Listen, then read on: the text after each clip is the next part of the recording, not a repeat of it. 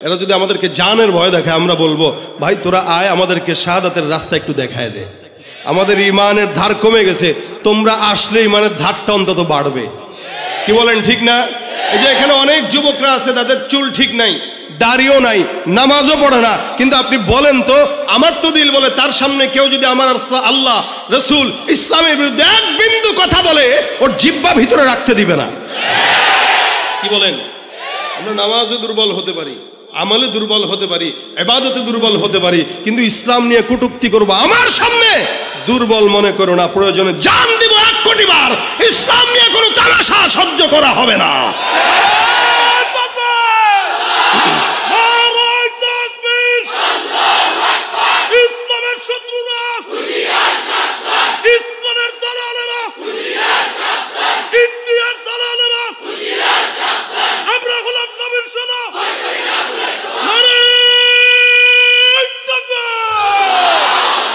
এটাই আমাদের পুঁজি। কি বলেন? অস্ত্রও নাই, ক্ষমতাও নাই, তবে পুঁজি আছে, সেটা ইমানের পুঁজি। এই ইমানের পুঁজি যাদের থাকবে বিজয় তাদেরই হবে, ঠিক কিনা? সুতরাং দুনিয়ার কোনো মানুষের পিছনে আর দৌড়ানোর দরকার নাই। অনেক দেখেছি, 16 বছর দেখেছি, হয়তো আবার সামনে কেউ আসলে তাদেরকেও দেখবেন, শান্তি কোনো জায়গায় পাবেন না। কারণ যারা আসবে, যারা যাবে, সবাই একই। আল্লাহর ইসলাম ছাড়া, নবীর সুন্নাহ ছাড়া, শরীয়ত ছাড়া, খেলাফত ছাড়া শান্তি এদেশে আশা করা সম্ভব নয়, সম্ভব নয়। যাদের হাতে যায় ক্ষমতা, দেশ যেন বাপের ভিটা, রাখতে চেয়ার শুরু করে বিদেশিদের পাচাটা। বিদেশিদের কথা মতো চালায় ওরা নিজের দেশ। দেখতে দেখতে গোল্লায় গেল আমার সোনার মুখস্থ সব। দেখতে দেখতে গোল্লায় গেল, দেখতে দেখতে গোল্লায় গেল, একে একে শেষ করেছি, সবার দেখা হইল শেষ। দেখতে দেখতে গোল্লায় গেল আমার, কেউ দিল না সবাই নিল, আমরা যে কলুর বলদ, সারা বছর নেয় না খবর, নির্বাচনে খুব দরদ। কেউ দিল না সবাই নিল, আমরা যে কলুর বলদ, সারা বছর নেয় না খবর, নির্বাচনে খুব দরদ। নির্বাচনের আগে নেতায় ধরে কত রকম বেশ, নির্বাচনের আগে নেতায় ধরে কত রকম বেশ। দেখতে দেখতে গোল্লায় গেল, দেখতে দেখতে গোল্লায় গেল, একে একে শেষ করেছি, সবার দেখা হইল শেষ। দেখতে দেখতে গোল্লায় গেল আমার সোনার বাংলাদেশ। দেখতে দেখতে গোল্লায় গেল। দেখার আর দরকার অনেক দেখছি, স্বাধীনতার পর থেকে 50 বছরের উপরে আমরা দেখছি। এবার একটাবার আপনারা একটু দেখেন, কথা কয় না? আমরা তো অনেক দেখলাম, এবার আপনাদের দেখা উচিত। কি বলেন ঠিক না? ওলামা একরামদের কাছে দেশ দিয়ে একটু দেখেন যে পারে কিনা। টুপিওয়ালা, দাড়িওয়ালা, আল্লাহওয়ালা ইমানদারদের কাছে দেশ দিয়ে দেখেন একটু পারে কিনা।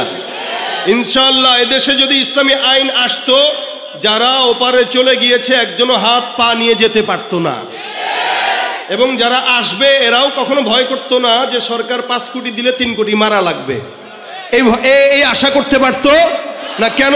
ইসলামের আইনই হলো কেউ যদি চুরি করে হাত হাত। সুতরাং শান্তি পেতে গেলে ইসলাম ছাড়া কোনো গতি। আল্লাহ ইসলামের দেশ দান করুন। ভাইরা আমার, আমি যেটা বলছিলাম, এই দুনিয়াতে মানুষ তার নেতাকে যতটুকু ফলো করে, পীরকে যতটুকু ফলো করে, মা বাবাকে যতটুকু মানে, এতটুকুনের অর্ধেক যদি আমার আল্লাহকে মানতো, মানুষ জান্নাতি হয়ে যেত। মানে তো নাই, বরঞ্চ কথা বলে যে আমার গুনাহ নাই। অধিকাংশ মানুষ গুনাহ করার পরে তার এহসাস হয় না, চিন্তাও করে না যে মাফ চাইতে হবে। যার চিন্তা নয় তার তাওবাও নসিব হয় না, আর যার চিন্তা আছে একদিন না একদিন তাওবা নসিব হয়। অথচ হযরত ওমর ফারুক নিজে পেরেশানিতে পড়ে গেছেন যে আমার নামটা কি মুমিনের খাতায় নাকি মুনাফিকের খাতায়। ওমর রাদিয়াল্লাহু তাআলা আনহু ভাবতেন মাঝে মাঝে, যার কারণে হযরত হুযায়ফা ইবনুল ইয়ামানের কাছে আল্লাহ রাসূল সাল্লাল্লাহু আলাইহি সাল্লাম কে মুনাফিক এই লিস্টটি হুযায়ফার কাছে ছিল। সমস্ত মুনাফিকের লিস্টটি ছিল হুযায়ফার কাছে। তো হযরত আমিরুল মুমিনিন একদিন হুযায়ফা ইবনুল ইয়ামানের কাছে জিজ্ঞাসা করলেন, এ হুযায়ফা, দেখো তো আমি ওমরের নামটাও তোমার লিস্টের খাতায় আছে কিনা। তোমার খাতায় যে লিস্টটি আছে এই জায়গায় আমি ওমরের নামটা আছে কিনা দেখো। ইসলামের দ্বিতীয় খলিফা, যার ব্যাপারে রাসূল সাল্লাল্লাহু আলাইহি ওয়াসাল্লাম বলেছেন আমার পরে যদি কোনো নবী আসতো সে হয়তো কে, এই ওমর বলতেছেন, দেখো আমার নামটা ওখানে আছে কিনা। হুযায়ফা ডাক দিয়া বলেন, আমিরুল মুমিনিন আল্লাহর রাসূল সাল্লাল্লাহু আলাইহি ওয়াসাল্লামের তরফ থেকে নিষেধ, কার নাম কোন জায়গায় বলা যাবে না। আমিরুল মুমিনিন কিচ্ছু বলেন না, সোজা সুজি বাসার মধ্যে চলে যায়। একদিন, 2 দিন, 3 দিন হয়ে গেল, চোখের মধ্যে ঘুম আসে না। আমিরুল মুমিনিন টেনশন করে আর বারবার চিন্তা করে, ওমরের নামটা যদি মুনাফিকের খাতায় থাকে জাহান্নাম ছাড়া কোনো উপায় নাই। গভীর রাতের মধ্যে হযরত আমিরুল মুমিনিন হুযায়ফার বাসার দরজায় যায় ডাক দিয়া বলে, হুযায়ফা, আমি ওমর তোমার কাছে একটা প্রশ্নের জবাব জানার জন্য আসলাম, বলো দেখি প্রশ্নের জবাবটা আমার কাছে দিবা। আমিরুল মুমিনিনকে দেখে হুযায়ফা ডাক দিয়া বলেন, হ্যাঁ আমিরুল মুমিনিন, আপনার মতো একজন সাহাবী আমার দরজায় চলে আসলেন, দরকারও ছিল না। আপনি একবারের জন্য খবর যদি দিতেন আমি আপনার দরবারে চলে যেতাম, কিন্তু গভীর রাতে আসলেন। বলেন তো দেখি আপনার আমার কাছে কোন প্রশ্ন আছে, আমি আপনাকে জবাব দিব। আমিরুল মুমিনিন ডাক দিয়া বলে, হুযায়ফা বলো, আমি ওমর যদি জমিন থেকে বিদায় হই তুমি আমার লাশের জানাজার নামাজটা পড়বা কিনা। আমিরুল মুমিনিনের মতো একজন এত শানওয়ালা সাহাবী বলতেছেন, হুযায়ফা আমার ইন্তেকালের পরে আমার লাশের জানাজার নামাজটা তুমি পড়বা কিনা, কথা দাও। হুযায়ফা ডাক দিয়া বলতেছেন, কি বলতেছেন আপনি, যার ব্যাপারে আমার পয়গম্বর এত ফজিলত বর্ণনা করলেন, আপনার মতো একজন সাহাবীর লাশের জানাজা আমি হুযায়ফা পড়বো না, এটা হতে পারে না। হে আমিরুল মুমিনিন, আপনি মনে রাখবেন আপনার লাশের জানাজা আল্লাহ পাক যদি আমাকে হায়াতের মধ্যে বাঁচান, আমি অবশ্যই অবশ্যই অবশ্যই আল্লাহর কসম আপনার লাশের জানাজা পড়ে সৌভাগ্যবান হব। আমিরুল মুমিনিন এবার আল্লাহর কাছে ডাক দেয়া বলে, আল্লাহ আলহামদুলিল্লাহ, আপনার জন্য শুকরিয়া, কৃতজ্ঞতা আপনার প্রতি রব, আমার প্রশ্নের জবাব হয়ে গেছে। হুযায়ফা ডাক দেয়া বলে, হুজুর বুঝলাম না, প্রশ্ন করার আগে আপনার হালত ছিল একরকম, এখন আরেক রকম, কি কারণে আপনি গভীর রাতে আমার কাছে প্রশ্ন করার জন্য আসলেন। ওমর ডাক দেয়া বলে, হে হুযায়ফা, আমি জানি পয়গম্বরের তোমার কাছে লিস্ট দিয়েছেন কে কে মুনাফিক, কে কে ইমানদার। তুমি সেদিন আমার কাছে আমার নামটা মুনাফিকের খাতায় আছে কিনা এটা বলো নাই। আজকে আমি তোমার কাছে জিজ্ঞাসা করতে আসলাম আমার নামটা কি মুমিনের খাতায় নাকি মুনাফিকের খাতায়। আমি জানি তুমি হুযায়ফা সব যেগুলো মুনাফিক আছে একটারও লাশের জানাজা তুমি আদায় করো না। আমি জানি তুমি মুনাফিকের নামাজ পড়ো না, জানাজার নামাজ আদায় করো না। আমি ওমরের লাশের জানাজার নামাজ যেহেতু তুমি পড়বা, আমার কাছে স্পষ্ট হয়ে গেল, তার মানে আমি ওমরের নামটা মুনাফিকের খাতায় নাই, মুমিনের খাতায়।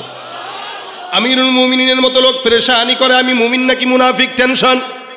এ ভাইরা, আর আমরা বলি আমাদের গুনাহ নাই, হয়তো আল্লাহ পাক রব্বুল আলামিন নবীদেরকে মাসুম বানাইলেন, নবীরা নিষ্পাপ, সাহাবীরা নিষ্পাপ, নবীদেরকে আল্লাহ পাক রব্বুল আলামিন মাসুম বানাই দেন। সাহাবা আজমাইনদের যদিও কিছু ভুল হয়ে গেছে আল্লাহ ওগুলো মাফ করে দিয়েছেন, যার কারণে আমার আল্লাহ বলেন রাদিয়াল্লাহু আনহুম ওয়া রাদু আন, তারাও খুশি আমরাও খুশি।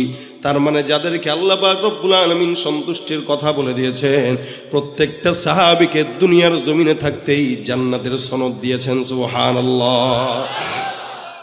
তার মানে নবীরা কি বলেন বলেন, সাহাবা একরাম কি, রাসূল সাল্লাল্লাহু আলাইহি ওয়াসাল্লাম বলেন যারা তাবেঈ আমার সাহাবীকে যারা দেখেছে আল্লাহ পাক রব্বুল আলামিন তাদেরকেও ক্ষমা করে দিবেন। এই 3 জামানার মানুষগুলো আল্লাহ পাক রব্বুল আলামিনের দয়া মাফ পেয়ে যাবেন। কিন্তু ওখান থেকে নিয়ে এখনো পর্যন্ত যত মানুষ জমিনে আসবে আর যাবে ওই মানুষগুলাই আল্লাহর তত নিকটে যারা অতীতে গত হয়ে গেছে। এই কারণে আমার আল্লাহ পাক ডাক দেয়া বলেন ওয়াস-সাবিকুন আস-সাবিকুন উলাইকাল মুকাররাবুন ফি জান্নাতিন নাঈম সুল্লাতুম মিনাল আউয়ালিন ওয়া কালিলুম মিনাল আখিরিন। অতীতে যতগুলো মানুষ চলে গেছে সবগুলো মানুষ যদিও আমরা 2024 সালে এই বাংলাদেশের মধ্যে বসবাস করছি, কিন্তু মনে রাখবেন আমাদের এই দেশের কিছু কিছু মানুষ আমাদের আকাবির বুজুর্গানে দিনদেরকে গালি দিয়া বলে তারা নাকি ইসলাম বোঝে নাই।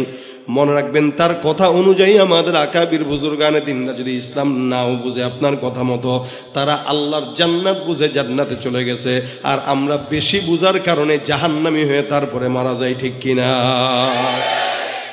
এই জন্য আল্লাহ বলেন যাতা জামানা যত পিছনে মানুষ তত আল্লাহর জান্নাতের নিকটে। জামানা যত পিছনে, আজকে থেকে 100 বছর আগে যেই বান্দাটা জন্মগ্রহণ করলো ওই বান্দাটা আমার থেকে 100 বছর হলো রসুলের নিকটে, তার মানে জান্নাতের নিকটে।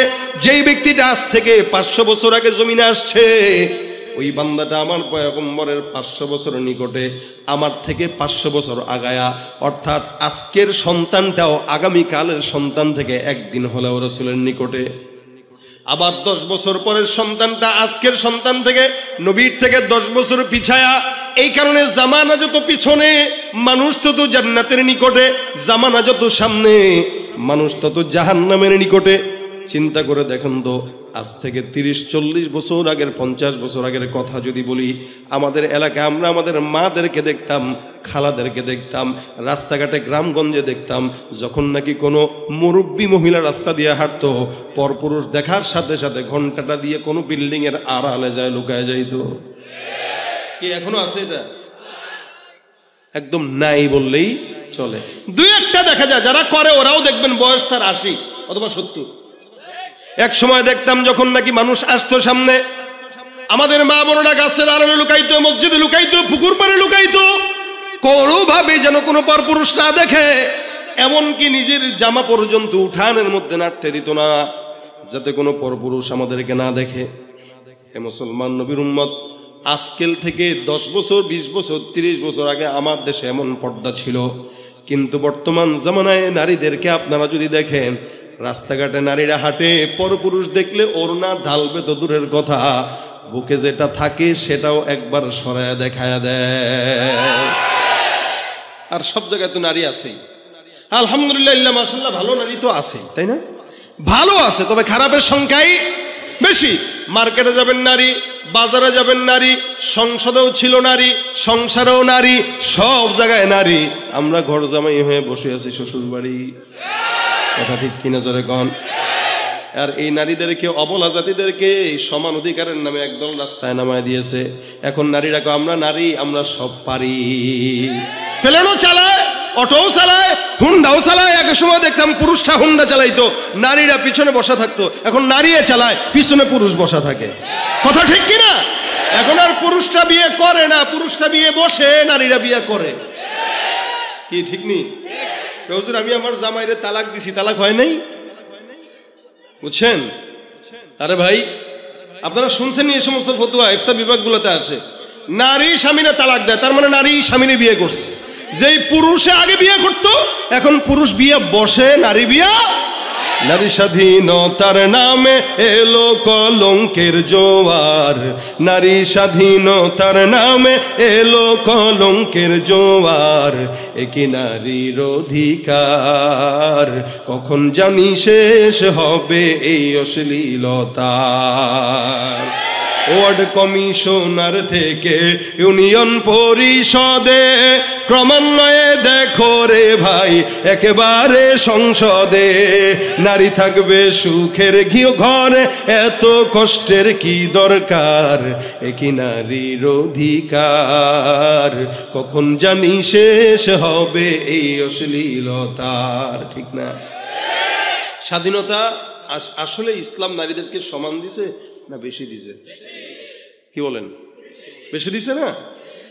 এখন স্বাধীনতা চায় কারা এটা বুঝতে হবে। শিয়াল দেখবেন একটু চায় মুরগি একটু স্বাধীনভাবে ঘুরুক, বুঝেন নাই না? কথা বুঝেন না আপনারা? শিয়াল কি চায়? মুরগি স্বাধীনভাবে ঘুরুক। বিড়াল চায় ইলিশ মাছটা খোলাই থাকুক, ফ্রিজে না ঢুকুক। কি ঠিক না? ফ্রিজে ঢুকলে খাইতে পারবে না। শিয়ালও বুঝে যে মুরগি ঘরে থাকলে আর খাওয়া যাবে। ঠিক আমার বাংলাদেশে লুচ্চা বদমাশগুলো চায় নারীরা স্বাধীন থাকুক। ঠিক কিনা জোরে কর? কারণ নারী যত স্বাধীন এরা তত স্বাধীন, নারী যত স্বাধীন তারাও তত। আসলে ইসলাম নারীকে স্বাধীন সমান নয়, বেশি দিয়েছে। এটা না বুঝার কারণে আমাদের নারীরা বিপদে পড়তেছে। ভাইরা আমার খুব বুঝবেন, একসময় আমাদের নারীদেরকে দেখতাম এরকম, এখনকার হাল ভিন্ন।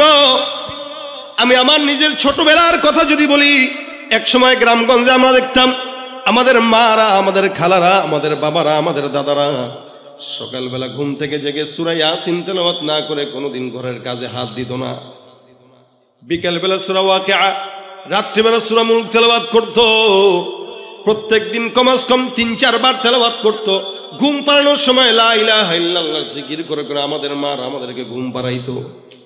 আমার এখনো মনে আছে, সকালবেলা যখন ঘুম থেকে জাগতাম ছোটবেলায়, আমার ঘুম থেকে জাগতাম আমি আমার বাবার কণ্ঠের তেলাওয়াতের আওয়াজে। আমার বাবা আলেম না, যেমন মোহতামিম সাহেবের বাবা অনেক বড় আলেম, যার কারণে উনিও আলেম। আমার বাবা সাধারণ মানুষ, সারা জিন্দগি প্রায় 40 বছর সচিবালয়ে চাকরি করছেন। তবলিগের মেহনতের কারণে আমাকে আলেম বানাইছেন। কিন্তু আলহামদুলিল্লাহ, আমি মাঝে মাঝে বলি আমার চাইতে আমার বাবার আমল 100 গুণ বেশি। আমি ছোটবেলায় আমার বাবাকে দেখছি, এখনো পর্যন্ত দেখি, 76 বছর হয়ে গেছে। 5 ওয়াক্ত নামাজ আজানের 10 মিনিট আগে মসজিদে যায়। আমার বাবা এমন একজন বান্দা, যে বান্দাটা মসজিদে সবার আগে ঢুকে, বের হয় সবার শেষে। এটা আপনার বাবার সঙ্গে আপনি মিলায় দেখেন, তার সাথে আপনার আমলের মিলবে না, সে উপরে আপনি নিচে। কারণ সে যে আমার রাসূলের জামানার নিকটে। এক সময় আমাদের ঘুম ভাঙতো, আমার ঘুম ভাঙতো আমার বাবার কোরআন তেলাওয়াতের আওয়াজে, আমার ঘুম ভাঙতো আমার মায়ের জিকিরের আওয়াজে। আর বর্তমান সন্তানদের ঘুম ভাঙে মা বাবার মোবাইল, ফেসবুক আর ইউটিউবের আওয়াজে। বাস, এত জোরে আওয়াজ দিলেন, তার মানে এটাই বাস্তব, ঠিক না? সব জায়গায় হালত এক। মাও ঘুমের আগে মোবাইল দেখে, বাবাও ঘুমের আগে মোবাইল দেখে। সন্তান তাকায় দেখে কিরে, মাও মোবাইলের দিকে, বাবাও মোবাইলের দিকে। ঘুম থেকে তাকায় দেখে মাও মোবাইল চালায়, বাবাও মোবাইল চালায়। এই কারণে 5 বছরের সন্তানটাও মোবাইলের আবদার করে বসে, ঠিক কিনা? এটা হলো জামানার পরিবর্তনের হাল। এই কারণে গুনার আসবাবে মাসিয়াটাও বেশি, এমন বেশি বেশি আসবাব, গুনাহের আসবাব। আল্লাহ পাক রব্বুল আলামিন বলে, এই জামানার মধ্যে এত গুনাহ যখন হয়ে যাবে, তখন বান্দাদেরকে আমি আল্লাহ পাক রব্বুল আলামিন একদম নিরাশ না করে বান্দাকে আমি আল্লাহ বললাম, এ বান্দা, ফাকুল তুস্তাগফিরু রাব্বাকুম ইন্নাহু কানা গফফারা। বান্দা ইস্তেগফার করো, নিশ্চয়ই আল্লাহ তিনি ক্ষমাশীল। আপনার আমার মায়ের চাইতে, বাবার চাইতে আমার প্রতি আল্লাহর ভালোবাসা বেশি না কম? এরা বেশি বলেই তো আল্লাহ পাক আমাদেরকে এখানে বসায় রাখছেন। কি বলেন? কথা বুঝে না এরা?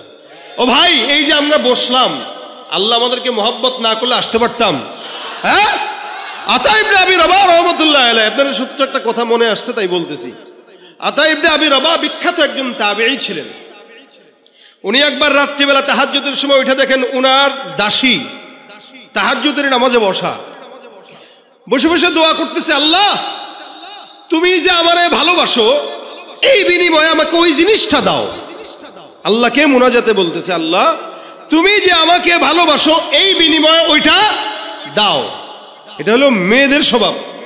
দেখবেন মেয়েরা স্বামীর এই কোটের বুতাম লাগায় দিবে, পাঞ্জাবের বুতাম লাগায় দিবে, আর বলবো জান, বলে কি তুমি আমার ভালোবাসো না?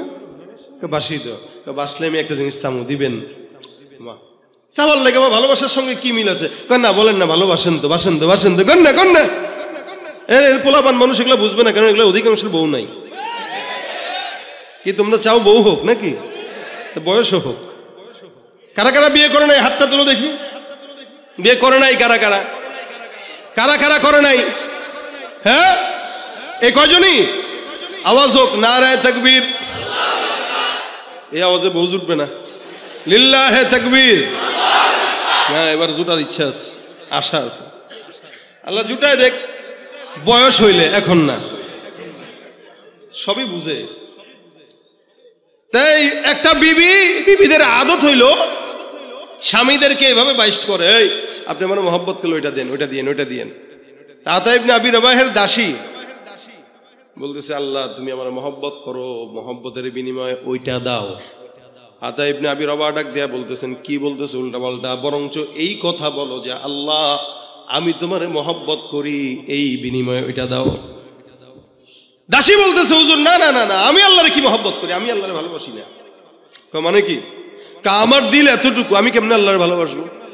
আর আল্লাহ পাকের দিলের সীমা নাই, তা আল্লাহর মহব্বতেরও সীমা নাই। সুবহানাল্লাহ কয় না?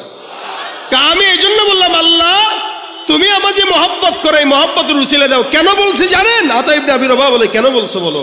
কয় যে চতুর্দিকে তাকায় দেখেন তো কত বাড়ি ঘর আছে। বলে দেখলাম, প্রত্যেকটা বাড়ি ঘরের মানুষগুলো ঘুমন্ত। আল্লাহ পাক এতগুলো মানুষের মধ্যে আমাকে যে মহব্বত করেন এটার আলামত হইল আমাকে গভীর রাতে উঠায়া যায় নামাজে বসায়া তার কদমে সেজদা দেওয়া দিয়েছেন। তা হাজার হাজার মানুষ আপনাদের তজুমুদ্দিনে আছে না? তো সবাই কি মাহফিলে আসছে? আরো অনেক মানুষ আসছে এখনো চটপটির দোকানে। এরে আল্লাহ আনছে কিন্তু ভিতরে ঢুকায় নাই। আল্লাহ কয় তোর সীমা এতটুকুই, তুই এর বেশি যেতে পারবি না। আর আপনাকে আমাকে কান ধরে যে বসাইছে, আল্লাহ কয় তুই বসেই থাকবি, কারণ তোরে আমি মহব্বত করি। তা আল্লাহ আমাদের মহব্বত কতটুকুন করেন? রাসূল বলেন, মহব্বত প্যার, ভালোবাসা, মায়া, এটা যখন আল্লাহ পাক বানান 100 ভাগে ভাগ করেছেন। কয়শো? আল্লাহ নবী বলেন 100 ভাগে ভাগ করার পর 1 ভাগ মহব্বত সারা জমিনের মধ্যে আল্লাহ পাক ছড়ায় দেয়। ইনসান, জিন্নাত, ফারিস্তা, মাখলুকাত সবার মধ্যে 1 ভাগের কিঞ্চিত মহব্বত নিয়ে সন্তানের প্রতি মা বাবার মহব্বত যদি এত হয়, 1 ভাগের কিঞ্চিত মহব্বত নিয়ে বিবির প্রতি স্বামীর মহব্বত যদি এত হয়, আমার নবী বলেন বাকি থাকলো কয় ভাগ? 99 ভাগ। রাসূল বলেন বাকি 99 ভাগ মহব্বত শুধুমাত্র আল্লাহ বান্দাকে ক্ষমা করার জন্য আল্লাহর দিলে রেখে দিয়েছে। তুমি পারো করতে মোচন অভাব দুঃখী লোকের, তুমি পরম মুক্তি দাতা মালিকে জগতের, তোমার কাছে চাই যে পানা, তোমার কাছে চাই যে পানা, আমরা প্রতিদিন তোমার দয়ায় পূর্ণ আমার সারা নিশিদিন।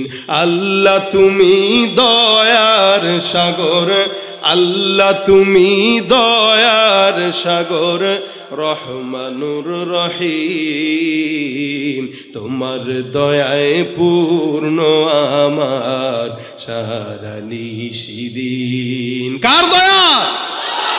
এই জন্য আমার আল্লাহ পাক রব্বুল আলামিন বান্দাকে কতটুকু দয়া করেন দেখেন। কোন বান্দা যদি গুনাহ করে, ইচ্ছা যদি করে, আল্লাহ পাক রব্বুল আলামিনের কাছে তওবা করবে, আমার আল্লাহ পাক বান্দার তওবা কবুল করে নেয়। নবী করিম সাল্লাল্লাহু আলাইহি ওয়াসাল্লাম বলেন, মান হাম্মা বিহাসানাতিন, কেউ যদি একটা নেকের কাজের নিয়ত করে, আমার আল্লাহ পাক রব্বুল আলামিন নেক কাজের নিয়ত করার পরে নেক কাজটা যদি নাও করে, আল্লাহ পাক ওই বান্দার আমলনামায় পরিপূর্ণ নেকের সওয়াব দান করে দেন। আল্লাহর দয়া বেশি না কম? বলেন বেশি না কম? হাদিসে চমৎকার একটা ঘটনা আছে। রাসূল করিম সাল্লাল্লাহু আলাইহি ওয়াসাল্লাম বলেন, একজন বনি ইসরাইলের লোক, বনি ইসরাইলের জামানার একজন বান্দা একটা নয়, দুইটা নয়, তিনটা নয়, 99টা খুন করছে। কয়টা? 99টা খুন করার পর এই বান্দার দিলের মধ্যে আসলো, আল্লাহ যদি আমাকে মাফ করে তওবা করব। খুঁজতে খুঁজতে একজন লোকের কাছে যায়, ডাক দেয়া বলে, ভাই 99টা খুন করলাম, আল্লাহ পাক রব্বুল আলামিন আমাকে মাফ করবে কিনা? যেই বান্দার কাছে গেছে ওই বান্দাটা হলো আবেদ। ভাই আবেদ আর আলেম বুঝেন আপনারা? আবেদ মানে যে ইবাদতকারী, আলেম মানে যে জ্ঞানী। ইবাদতকারী একজন বান্দা আলেমের চেয়ে দামি না কম দামি? আবেদ আবেদের দাম বেশি না আলেমের দাম বেশি? বলেন বলেন। আলেমের দাম বেশি। 1000 আবেদ একজন আলেম সমান, কারণ আবেদে ইবাদত করে না বুঝা, আর আলেমে যতটুকু করে ততটুকু বুঝে করে। এক ফিকাল আমলুল কলিল, অল্প আমল নাজাতের জন্য যথেষ্ট হয়। সুবহানাল্লাহ কয় না এরা? এই যে যারা বুঝছেন এরা কইছেন, যারা বুঝেন নাই তারা বলেন নাই। কেন? বলে যে বুঝছে সে কইছে। সে বুঝছে কিভাবে? একবার সুবহানাল্লাহ বললে জান্নাতে একটা গাছ লেগে যায়। এখন যারা বলছেন একটা লেগে গেছে, এখন যারা বলছেন আরেকটা লেগে গেছে, আবার লেগে গেছে, আবার লেগে গেছে। যত বলবেন ততই। রাসূল বলেন, কত বড় গাছ, একটা দ্রুতগামী ঘোড়া যদি 100 বছর দৌড়ায়, এই গাছের গোড়াটাও শেষ করতে পারে না। বুঝলে ঠিকই গলা ছাড়েন, না বুঝলে ছাড়েন না, এলো বিষয়। এ আবেদের কাছে গেছে, আবেদ যে বুঝে ইবাদত করে না, না বুঝে কি করে ইবাদত করে। আমি জুমার নামাজ পড়াইতেছি এক মসজিদে, তো বয়ান যখন করতেছি হুট করে একজন লোক ঢুকছে ভিতরে, মানে পিছন থেকে মানুষের গা টপকায় টপকায় সামনের কাতারে আসছে, বুঝেন কথা। এবার হাতে তার একটা তসবিহ, কি তসবিহ। আমি করতেছি জুমার বয়ান, ওই লোকে করতেছে জিকির, সুবহানাল্লাহ সুবহানাল্লাহ সুবহানাল্লাহ সুবহানাল্লাহ সুবহানাল্লাহ। আমি বললাম যাক মাশাআল্লাহ, অনেক বড় জাকিরিন। উঠতে বসতে কলম নড়ে, এই কারণে এনে বয়ান শুনতে বসেও কি করতেছে, জিকির করতেছে, ভালো। আচ্ছা মাশাআল্লাহ, বয়ানের হালতে সে জিকির করছে, এটা মানা যায়। আমি যখন খুতবা দিতে দাঁড়াইলাম আল্লাহর বান্দায়, তখনও তাসবিহ নিয়ে জিকির করতেছে। আচ্ছা বলেন আপনারা, খুতবা শোনা সুন্নত না নফল না ওয়াজিব? জুমার খুতবা চলাকালীন সময় আল্লাহর ফেরেশতারাও আমলের খাতা বন্ধ করে খুতবা শুনতে বসে যায়, আর ওই বান্দা তখনও কি করে, জিকির করে। আমি চিন্তা করলাম কিরে, এ তো মুশকিল। আমি খুতবার মাঝখানে তার দিকে দুইবার তাকাইলাম, যে মনে করলাম সে হয়তো বুঝা তসবিটা রেখে দিবে। ওরে সুবহানাল্লাহ, আমি তাকাই তার তসবিহ পড়া আরো বাড়ে। ফাদলুল আলিমি আলাল আবিদি কাফাদলি আলা আদনাকুম। এটা হলো আবেদ। আবেদের কাছে গেছে, কয় হুজুর 99টা খুন করছি, আল্লাহ কি ক্ষমা করবে? কয়টা? 99টা। বাপরে বাপ, আপনার তো সাহস কম না। আপনি মনে করছেন আল্লাহ এত সস্তা? 99টা খুন করলেন, আল্লাহ আপনারা মাফ করবে? ভাগেন না এখান থেকে, যান। ধমক টমক দিয়ে পাঠাই দিতেছে। এবারে তো এমনি সন্ত্রাসী, কি বলেন? 99টা খুন যে করছে ছোট সন্ত্রাসী? হ্যাঁ, কত বড় সন্ত্রাসী। পকেটে ছুরি ছিল, এ কয় আরে মোল্লা, যদি খুনের ক্ষমা নাই পাই তা তোরে রাখবো কেন, তুইও মর। চাকু নিয়ে ঢিকায় দিছে বেটার পেটে, যা। সেঞ্চুরি ছিল, এখন সেঞ্চুরি হয়ে গেছে। এবার গেছে একজন আলেমের কাছে, যে ডাক দিয়া বলে হুজুর 99টা খুন করছিলাম, একজনের কাছে গেছিলাম, সে বলে আল্লাহ নাকি ক্ষমা করবে না। মেজাজ গরম হয়ে গেছে, ওইটারও সেরে দিচ্ছি, ওইটাও শেষ, একদম 100টা পূর্ণ করে আপনার কাছে আসছি। এখন আপনি একটু বলেন আল্লাহ পাক রব্বুল আলামিন আমাকে ক্ষমা করবে কিনা? আলেম ডাক দিয়া বলে কয়টা করছেন? বলে 100টা। আলেম বলেন 100টা কেন, 1 কোটিটাও যদি করেন, আপনার গুনাহ যেখানে শেষ, আমার মাওলার দয়া সেখানে শুরু। যান অমুক এলাকায় একজন আলেম আছে, কয়েকটা আলেম আছে, ওই আলেমদের কাছে যান, ওদের দরবারে যায় তাদের সঙ্গে থাকেন, তাদের কাছে আমল আখলাক করেন, আল্লাহর কাছে তওবা করেন, ইনশাআল্লাহ আমার আল্লাহ পাক আপনাকে ক্ষমা করে দিবেন। সুবহানাল্লাহ।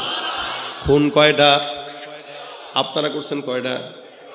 একটাও না।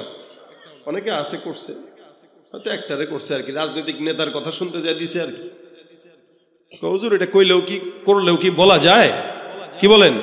অন্যায় করলে বলা যায়? আমি যদি কই নামাজ পড়ছেন কে, হাতের লগে পাও তুলবে। আর যদি কই ভাই আজকে ঘুষ খাইছেন কে, না না এটা কোয়া যায় না, এটা তো গোপন জিনিস, গোপনে ইবাদত, এটা গোপনে খাওয়া লাগে। গুনাহের কথা কেউ স্বীকার করে না, বাকি নেক কাজ 1 টাকা দিল, ওই আমার নামটা কইলো না। সেদিন এক মাহফিলে গেছি, এক মসজিদে দান করছে 400 জন মানুষ, লিস্টিতে লেখা। এখন আমার কইতেছে হুজুর 400 জনের নাম পড়েন। আমি কি আমি চাকরি লইছি মি আপনাকে 400 নাম পড়ার? আপনারা ফাইজলামি পাইছেন? 400 নাম দিয়েছেন, এগুলো পড়া লাগবে কেন? দিয়েছেন আল্লাহর জন্য, বড় চুপ হয়ে গেছে। মানে দিছে 5 টাকা, এটাও ঘোষণা করা লাগবে, কিন্তু ঘুষ যে খায় এটা ঘোষণা কইরা খায় না। বড় দোল্লাকা ভাই আমি ঘুষ খাই নাই, এটা তো হাদিয়া, কথা কয় না। সুদের টাকা খায়, কয় এটা ইন্টারেস্ট, এটা মুনাফা। আরে বিভিন্ন নামে নামে পাল্টিয়া গুনাহের কাজ করে, ঠিক কিনা জোরে কোন? ঘুষ আর সুদ যদি নাম পাল্টায় দিয়ে খাইলে জায়েজ হয়, পাতলা পায়খানা যেটা বেরোটা ডাইল মনে করে খায়েন জায়েজ হয়ে যাবে। কথা বলেন ঠিক কিনা? সুতরাং গুনাহের কাজ যখন করবেন তখন চিন্তা করবেন যে এটা কি মানুষের সামনে বলতে পারবো কিনা, যদি না পারি বাস খালাস, দরকার নাই। এই বান্দারে এবার বলে দিল যাও অমুক জায়গায় যাও, 100 খুনের অধিকারী বান্দা রওনা।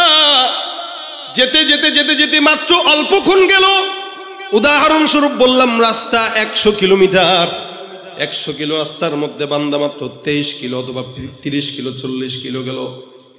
এদিক দিয়ে আল্লাহ পাক ডাক দেয়া কয় এ আজরাইল যাও, বান্দার হায়াত শেষ হয়ে গেছে, বান্দার হায়াতটা একটু শেষ করে নিয়ে আসো। আমার আল্লাহ পাক রব্বুল আলামিনের আদেশে বান্দার জান কবজ করা হয়ে গেল, বান্দা শেষ। এবার রহমতের ফেরেশতা, জান্নাতের ফেরেশতা, জাহান্নামের ফেরেশতা বান্দার লাশটাকে জাহান্নামে নিবে নাকি জান্নাতে নিবে, দুই দলের মধ্যে দ্বন্দ্ব লেগে গেছে।